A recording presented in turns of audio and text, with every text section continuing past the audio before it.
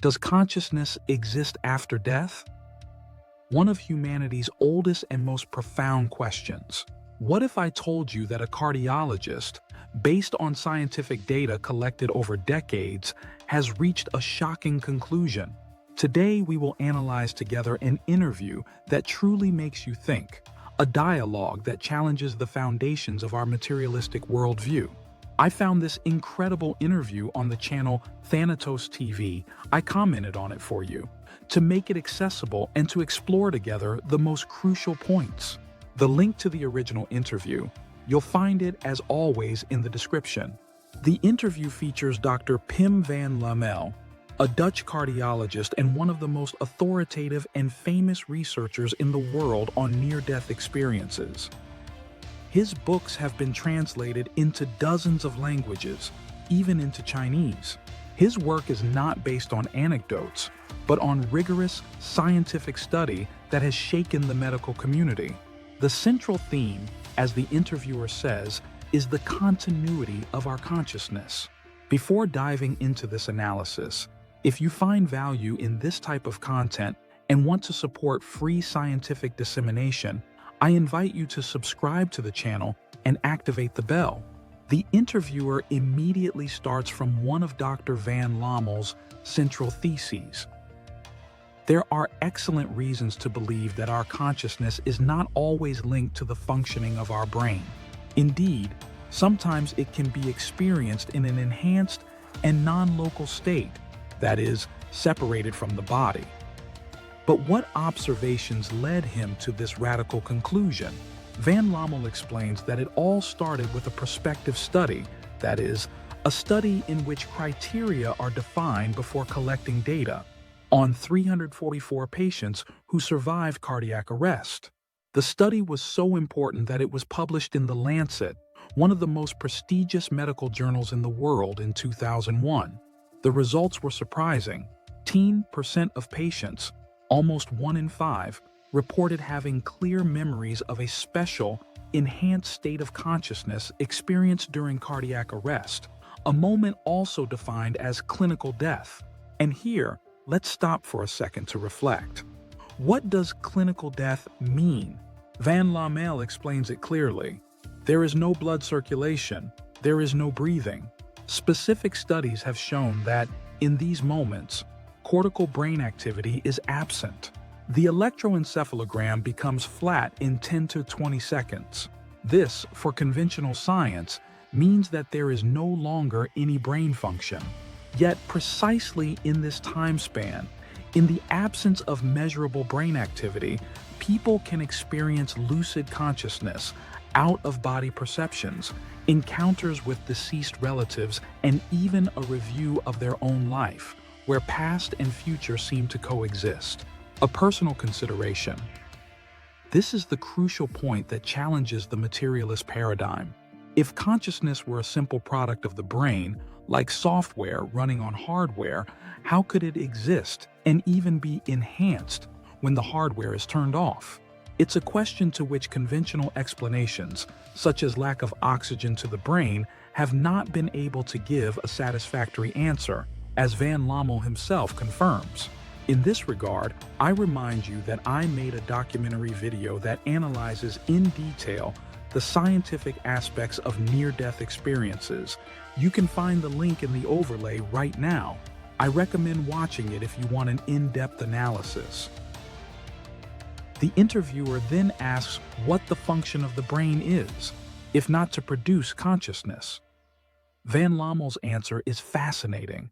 According to him, the brain does not produce consciousness, but acts as an interface, a filter, or a receiver. To explain this concept, he uses a modern and powerful metaphor. He compares our non-local consciousness to the internet cloud, which contains an infinity of information, websites, and videos. Our brain is like a laptop. It doesn't produce the cloud, but receives it, allowing us to experience it. Our waking consciousness, our daily self, is only a small part of this broader consciousness that is downloaded and filtered by the brain.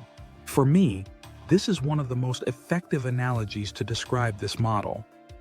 It suggests that consciousness is fundamental, a primary element of the universe, and that our physical body is only a temporary instrument to experience it in this dimension.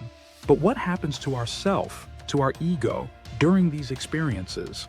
Van Lommel explains that the ego, with its attachments, jealousy, craving for power, seems to dissolve. What remains is the pure essence of who we are, which exists outside of time and space as we know them. However, individuality is not completely lost. It's like being both a wave and the entire ocean at the same time. You maintain your uniqueness while feeling connected to everything. The interview then touches on a sore point: dogmatism in science. Why is materialism defended so strenuously? Van Lommel believes the root is fear. For many scientists, especially neuroscientists, accepting that consciousness is not a product of the brain would mean questioning everything they have learned and on which they have built their career. Often, he says, those who criticize this research do so out of preconception, without even having read the studies. And here, allow me another personal reflection. La vera scienza dovrebbe essere per sua natura aperta, curiosa e coraggiosa.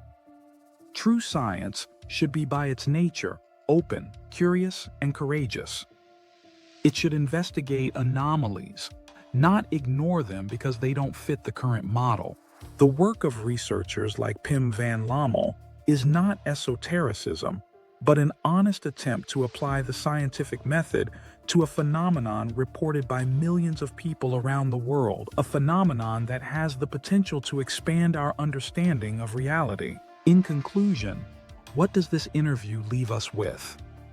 It leaves us with an alternative vision, supported by data, in which consciousness is not an ephemeral byproduct of biochemical processes, but could be the fundamental element of reality.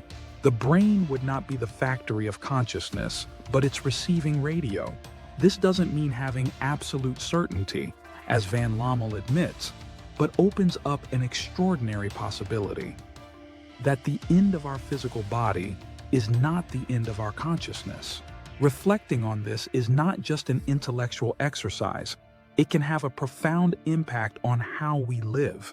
People who have experienced an NDE, Van Lommel recounts, lose their fear of death, develop greater empathy and a new appreciation for life. Perhaps even just contemplating these ideas can help us live with less fear and more love, focusing on what really matters. But now, I would like to know your opinion. What do you think of this research? Does the idea of the brain as an interface fascinate you, or do you find it unconvincing? Write it in the comments below. Let's open a constructive and respectful debate, as always on this channel. If you enjoyed this journey to the boundaries of consciousness, I invite you again to subscribe to the channel so you don't miss the next videos. Thanks for following, and see you in the next video.